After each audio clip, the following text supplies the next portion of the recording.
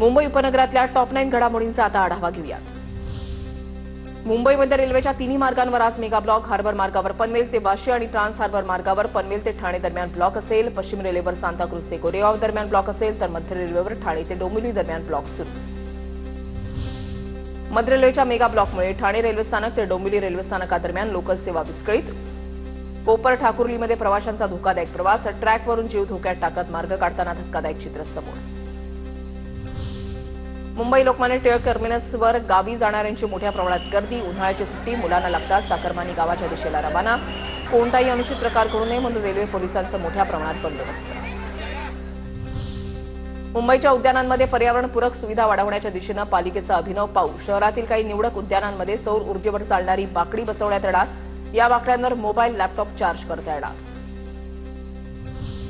राज्यामध्ये कडक उन्हानंतर आता अवकाळी पाऊस आणि गारपिटीचं संकट। 20 ते 22 एप्रिल दरम्यान राज्यामध्ये वादळी पावसाची शक्यता, तसंच काही ठिकाणी गारपिटीचीही शक्यता। पावसाळ्यामध्ये डासांच्या उपद्रवामुळे होणारे डेंग्यू, चिकनगुनियासारखे आजार रोखण्यासाठी यावर्षीपासून पालिका मूव्ही ट्रॅप उपक्रम राबवणार। त्यामुळे कीटकनाशकांच्या निर्मितीच्या मुळावरच घाव घातला जाणार। अक्षय तृतीयेच्या शुभमुहूर्तावर मुंबईतील मुंबादेवी मंदिरामध्ये आंबा महोत्सव साजरा। पहाटेपासून दर्शन घेण्यासाठी मंदिरामध्ये भाविकांची लांबच लांब रांग। मंदिर परिसर विविध प्रकारच्या आंब्यांनी सजवण्यात आला। नवी मुंबईच्या कृषी उत्पन्न बाजार समितीमध्ये आंब्याची मोठ्या प्रमाणात आवक। तब्बल 94,000 आंब्याच्या पेट्यांची एपीएमसीमध्ये आवक वाढल्यामुळे आंब्याचे दर 1,500 ते 4,000 रुपये पेटी दरम्यान आले।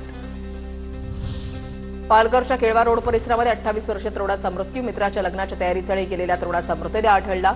घातपात असल्याचा कुटुंबियांचा संशय। आज तरुणाचा साखरपुडा आणि 10 मे रोजी लग्न ठरलं होतं।